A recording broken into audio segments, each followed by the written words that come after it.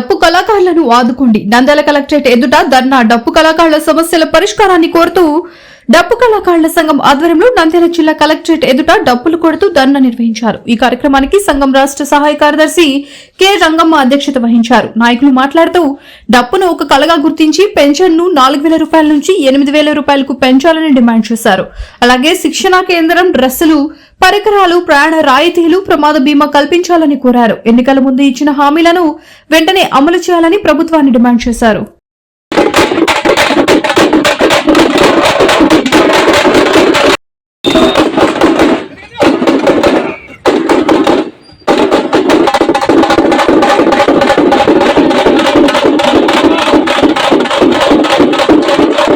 కళాకారుల సంఘం ఈరోజు జిల్లా కలెక్టర్ కార్యాలయం దగ్గర ప్రధానంగా నిరసన కార్యక్రమం తెలియజేయాలని చెప్పేసి రాష్ట్ర కమిటీ పిలిపించింది. అందులో భాగంగా ఈరోజు నంద్యాల కలెక్టర్ దగ్గర చేస్తుంది. ప్రధానంగా ఈరోజు డప్పు కళాకారులకు 7,000 రూపాయలు పెన్షన్ ఇవ్వాలా, 4,000 ఇస్తున్నారు, దాన్ని 3,000 పెంచి 7,000 ఇవ్వాలనేటువంటి ఈరోజు ప్రధానమైన డిమాండ్. రెండోది ఏమంటే కూటమి ప్రభుత్వం ఈరోజు వెరిఫికేషన్ పేరు మీద ఉన్నటువంటి పెన్షన్ తొలగించేటువంటి ప్రయత్నం చేస్తుంది. కాబట్టి ఎటువంటి పరిస్థితుల్లో పెన్షన్ తొలగించకూడదు. రెండోది. మూడోది, 45 సంవత్సరాలు దాటిన ప్రతి డప్పు కళాకారులకు పెన్షన్ అమలు చేయాలని చెప్పేసి ఈ సందర్భంగా కోరుతున్నాం. అట్లాగే ఈరోజు ఆన్లైన్ ఈరోజు బ్లాక్ చేశారు ప్రభుత్వం. ఒక పక్కనేమో కొత్తగా పెన్షన్లు ఇస్తామంటున్నారు, ఆన్లైన్లో ఎంటర్ చేసుకోమంటున్నారు. కానీ ఆన్లైన్ బ్లాక్ అయిపోయింది. కాబట్టి ఆన్లైన్ను ఓపెన్ చేసి ప్రతి డప్పు కళాకారులకు 45 సంవత్సరాలు దాటినటువంటి వాళ్ళందరికీ కూడా పెన్షన్ ఇవ్వాలనేటువంటిది ప్రధానమైన డిమాండ్. రెండోది, ఈరోజు రాష్ట్ర ప్రభుత్వం అందరికి ఇల్లు ఇస్తాం, 20 సార్లు ఇస్తాం, కట్టిస్తామని చెప్తుంది. కానీ చాలామంది డప్పు కళాకారులు ఇల్లు లేదు, సొంతగా స్థలం లేదు. కాబట్టి ప్రతి డప్పు కళాకారులు ఎవరైతే ఐడెంటిటీ కార్డు తీసుకున్నారో వాళ్ళందరికీ 3 సెంట్ల స్థలం ఇచ్చి ప్రభుత్వమే ఇల్లు కట్టించి ఇవ్వాలనేటువంటి ఒక ప్రధానమైన డిమాండ్. అట్లాగే డప్పు కళాకారులను 4వ తరగతి ఉద్యోగులుగా గుర్తించాలి, జీవిత బీమా అమలు చేయాలి.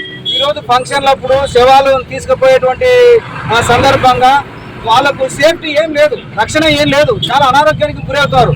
కాబట్టి జీవిత బీమా సౌకర్యం ప్రతి డప్పు కళాకారులకు కల్పిస్తే ఆ విధంగా వాళ్ళ కుటుంబాలు బాగుపడతాయి.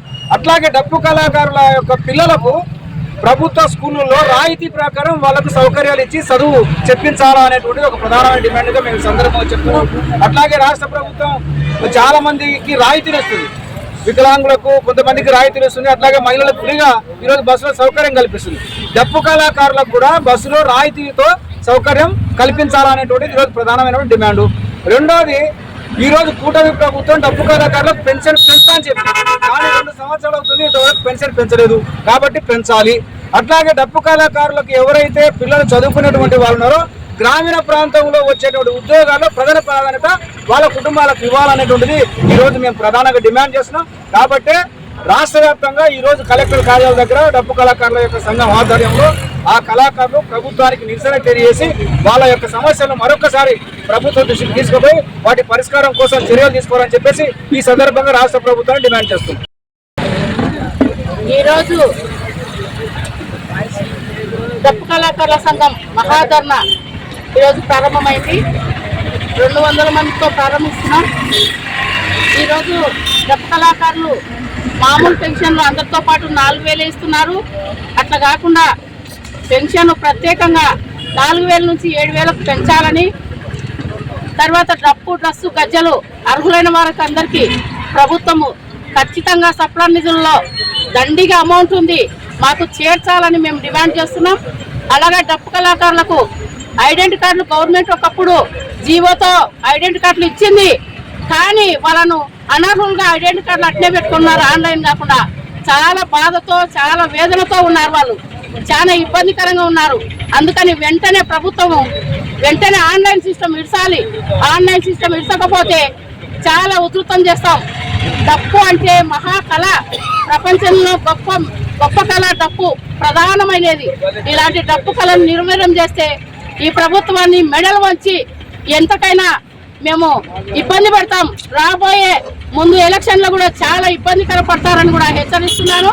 అలాగే ఈరోజు డప్పు కళాకారునికి జీవిత బీమా సౌకర్యం కల్పించాలి, బస్సులో కూడా రాయితీ కల్పించాలి.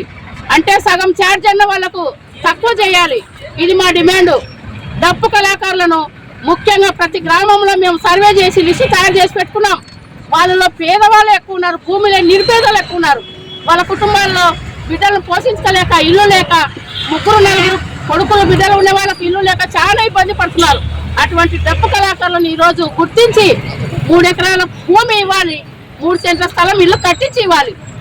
ఇవ్వకపోతే మాత్రము ఒప్పుకునే ప్రసక్తే లేదు. తక్షణమే ఆన్లైన్ విడిచాలని మేము ప్రత్యేక డిమాండ్ చేస్తున్నాం. వివిడి న్యూస్ టీవీని తక్షణమే సబ్స్క్రైబ్ చేసుకోండి.